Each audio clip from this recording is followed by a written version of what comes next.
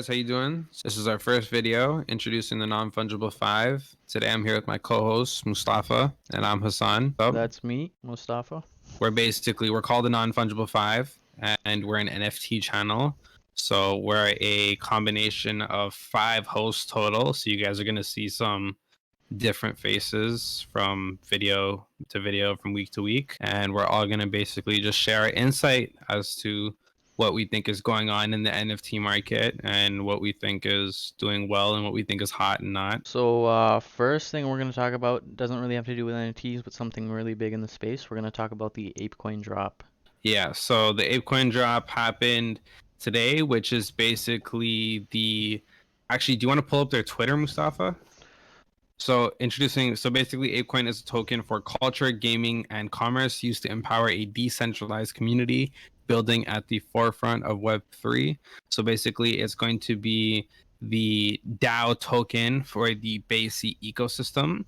And I believe they're actually going to have a game and a land sale of 200K pieces in the future, which this coin is obviously going to have to do with. This dropped today, and all the BASE, Macy, and Kennel holders I believe were eligible for an airdrop today. A lot of people were given free money, basically, which when you go to Dune Analytics, if you want to switch over to that real quick, you can see we had a little bit of a spike in volume compared to the last couple of days, where things have been really stale. Overall in the month, things are still really low. If you look at the monthly volume, we're still almost as low as November. We're a little bit better than we were in November, but again, we're still halfway through the month, so things could turn around and be much better by the end of the month. Hopefully, I'm hoping that the liquidity from this Ape token goes into the market, back into the NFT market, and things start to improve over the next couple of days. Anyways, moving on. Yeah, so first we're going to be talking about on-chain play-to-earn games, which was what we think will sort of do well in this next run-up. So what on-chain means is the metadata is on the blockchain as well as the smart contract being on the blockchain. Usually with NFTs, we have the smart contract on the blockchain, but the metadata is in some sort of cloud source or cloud storage, or maybe like a physical storage like a server, but it's not actually on the blockchain. So the information for the NFT will not be centralized, basically. And now you're probably asking, like, why is that important? So just to give you kind of a real world life example, Bored Apes, the most famous collection in the world at the moment, they are a off-chain collection, I believe. So what that means is basically that the actual smart contract is on the blockchain for the basic collection, but the actual metadata, which correlates to the traits in the actual artwork itself, is on some sort of cloud server, a centralized server, or an IPFS. But the point being is it's on some sort of external storage that's not the blockchain. So for example, you were using a service or you had a centralized server that went down, then your artwork and your traits for that entire collection could just disappear. Whereas something that's on chain on the blockchain, unless the entire blockchain goes down, the artwork and the collection still remains. So this is even more important for things like play to earn games, for example, because like when you're bringing in aspects like tokenomics and actual adding economies to these games when they're play to earn, you need a level of transparency. So when everything is on chain for a game, all the transactions, all the stats, everything you do in the game is recorded on the actual blockchain. And so you can actually see things on a much more transparent level, and things can't be tampered with or completely wiped off the face of the earth. So the first project we're going to talk about today is the Citadel. The Citadel is basically an on-chain play-to-earn sci-fi blockchain game. It's community first driven DAO model, and there's a supply of 3,333 NFTs with their utility token being OR. In terms of their team is not doxed, but in my personal opinion, I know a lot of people have different opinions when it comes to this, but I don't think they necessarily have to be doxed. And why I'm saying that is because this project is coming out with the working product day one, right out the gate. And then on top of that, it's an on-chain strategy game. So everything about the game, including its metadata and smart contract, is going to be on the blockchain recorded publicly. They have a level of transparency, and the product is already out day one. Once they hand it over to the community, because it's a DAO, there's really no need for the team to reveal their identities because they've already kind of executed on what they said they were going to. Yeah, this game is dedicated to Eve players, which was actually a space game that dropped in 2003. We can leave the links in the description for all these links that we're using here. And basically, what you do in this game is you mint ships, and your ship can either be a miner or a marauder. And what that means is miners can go to different regions in the game, and they mine for the utility token ore.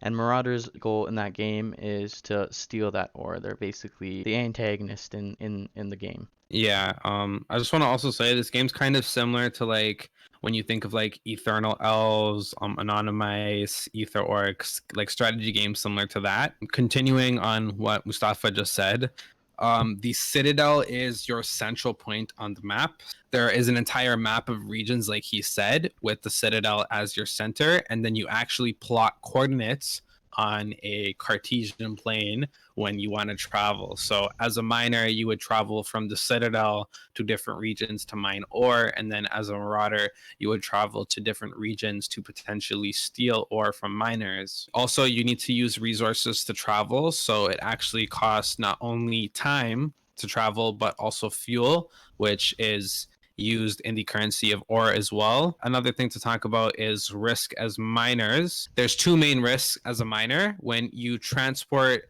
you can either transport ships, but you have to give a cut to the marauders. So depending on what region you're in and the corruption in that region, the captain of a transport ship may take more or less depending on the corruption in that region. He'll distribute that to marauders. If there's no marauders in that area, then your transport ship will directly transport the ore to the Citadel from wherever region you're in. The second risk to as a miner is if you're intercepted by a marauder, and this can result in loss of ore, and there's a slim chance that your ship is completely destroyed and not recoverable. But like I said, that's a very low chance, and that's only if you decide to not use a transport ship to transport your ore back to the Citadel. And then obviously there's the given, which is fuel and time, but that's not so much a risk. It's kind of just the cost of the game. So the risk when it comes to being a marauder, it's important that you choose wisely who you follow within these regions, because poor decisions can lead to you losing fuel and also losing time, which is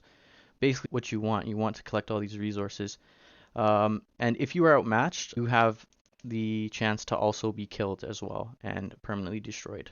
So obviously, like I said earlier, we use ore to travel, and there's time involved. And basically the goal, what I think from what I've interpreted, is as a miner, you want to find the best region which has the least amount of crime, meaning the least amount of marauders, and the least amount of corruption, meaning the captain, these transport ships are less corrupt in a sense. So you can yield the most amount of ore without having to give up in taxes or theft, for example. For sure. So with these ships that you have, there's also upgrades you can make, and they sort of have this tier system over here.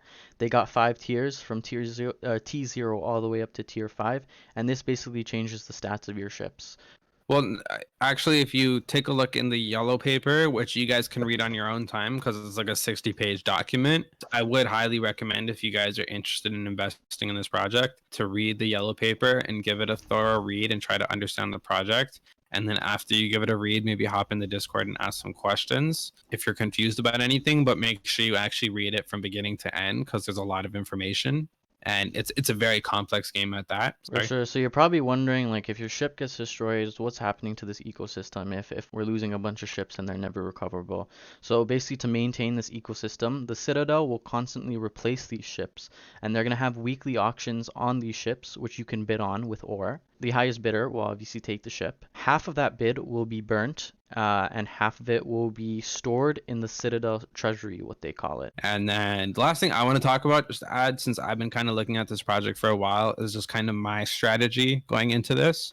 So what I would personally do is I would try to collect as many miners initially as possible, and then I would try to learn the general trends of what people are doing and where they're moving, so that when you decide when you start yielding more ore from your miners, you can reinvest that into marauders at the auctions. And then as you're learning more about the different movements of the different players in the game, you can start using marauders more strategically too, because obviously marauders have a lot more risk than the miners, because the miners, if you go to a region and as long as you use transport ships, you're guaranteed ore with the chance of it being stolen, but your ship won't get destroyed as long as you use the transport ships.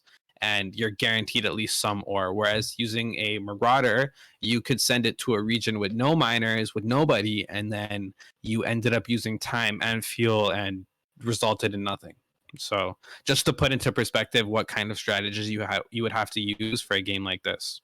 So let's move on to ProjectSOS. So this is another on-chain play-to-earn games, because that's kind of the theme of today's video, if you guys didn't notice. So this one is a collection of 5,555 pirates. Their native currency is booty. And the nice thing about this is their team is doxed. In terms of their backgrounds, I don't know like if they're like really big in the space or anything like that, but it is nice to see that the team is doxed. Again, this is a project similar to that of the Citadel. It wouldn't make a difference to me, but it's no harm in them being doxed regardless. Their Discord's been open since mid-December, and now that I'm mentioning that for this project, I'm also going to mention that the Citadel has also been in development for a very long time too, for a couple months, since the end of last year, I believe. And the thing that's nice about ProjectSOS is they also have a very good alpha section in their Discord. So the main thing about this project, when you go actually look in their white paper, you can actually read it, is they truly believe that these on-chain play-to-earn games are going to be the next big trend, I guess you could say.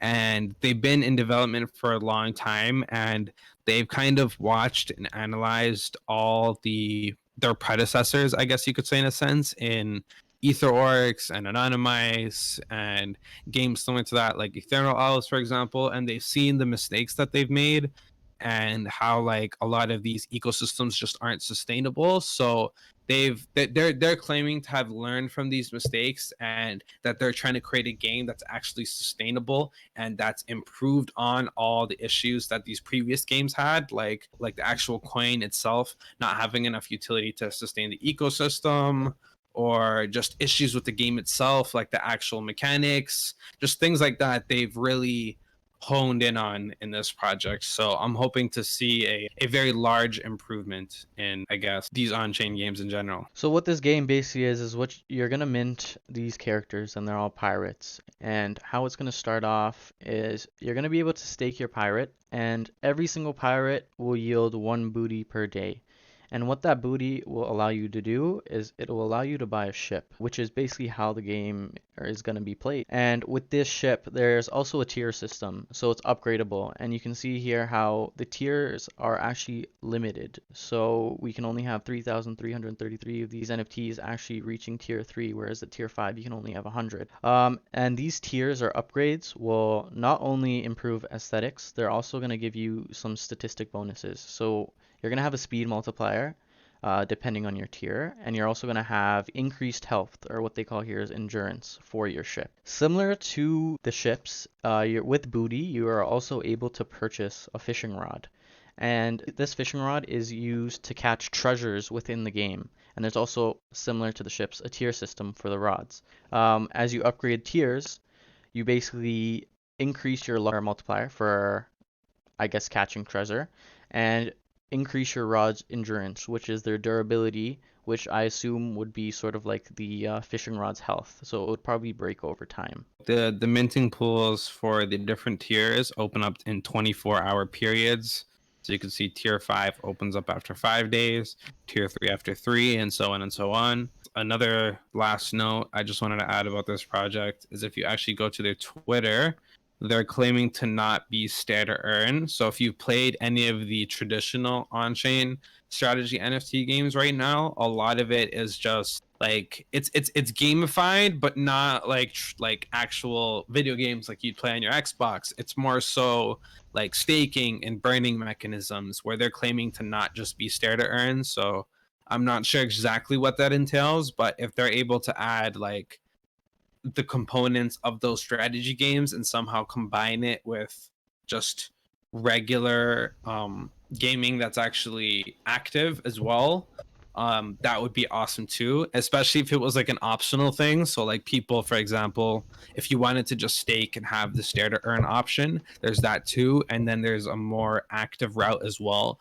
where you could do like missions per se and actually play some sort of game with like actual you know, some sort of movement, you know, actually doing something, maybe driving a ship of some sort. I don't know. That's kind of what I was thinking when I saw that stuff. I don't. Oh yeah, I know. RPG web game beta access begins in chapter 2. Fish, treasure chest, bottles, and other in-game assets introduced. In-game marketplace for trading. So that's going to be very early on. I think chapter 3, allies, pets, and crew members. So it's also going to be future drops. And arm yourself with weapons and cannons. Special quests and challenges for Easter eggs in P2. So Operation Save Our Ships begins. So I'm assuming eventually when there is quests and challenges, I'm hoping there's more interactive quests, so you can choose if you want to have a more passive play style or if you want to actually have active gameplay or not. So I think that would really kind of bridge the gap between people who have time and people who don't, and like the game people who want to play the game and people who don't, so you can kind of have a very wide variety of people who are involved in the project. Yeah, um I think it'll make the game a lot more enjoyable too as they build on it. Because from what it looks like now, what we know for sure is we have these ships and we're looking for treasure. We're gonna get some in-game items eventually in the future, and we're gonna have other upgrades for our ships. But if there's like a PvP sort of aspect to this game that eventually comes in, I think it will be probably a great addition, especially for those more intense gamers who enjoy not that even competitive not aspect. even just the PvP, for example, though, but you could have like just actual active travel of your ship. Like for example, what if you had to like explore an island or something, you know, like travel to an island and then actually physically explore the island once you get there, you know? Yeah, so we Like sort of have this docking mechanic where you can actually get off of the ship and explore even further. like wouldn't it be cool? I don't know, just a thought. I don't know if it's even feasible or not, but like if you could have like portions be stair to earn, so like you traveled in the water with like some sort of Cartesian plane plot system similar to like the Citadel, and then when you actually get to like islands, for example, you are in some sort of physical little island where you can explore and there's like enemies and loot on the island, you know? Similar to that of like a dungeon. So it's like almost like you're traveling from dungeons, but you're playing as pirates, you know? It's Yeah, weird, I know. yeah, See, like that could be completely far off, but I'm just completely speculating at this point. yeah, I feel like they're definitely gonna bring more into the game eventually as it develops. For sure. There's a lot they can add on. There's a lot they can do for sure. They can definitely build upon what they have kind of endlessly at this point, in my opinion. I hope you guys enjoyed our first video. I know it's kind of a little information heavy, but like we want to really provide, like really show you why we think these projects will do well. So like when you go and you guys look into these things, you have a good general idea and you know why we have the conviction that we do towards these projects. So again, I hope you guys enjoyed. Please like, subscribe. Feel free to leave a comment as well. We'd really like that and appreciate that. And next time there'll likely be some of our other hosts here as well, so you guys will get to meet them as well. But thank you guys very much. Since this is our first video, I wanted to say a big thank you to you guys, and have a good one.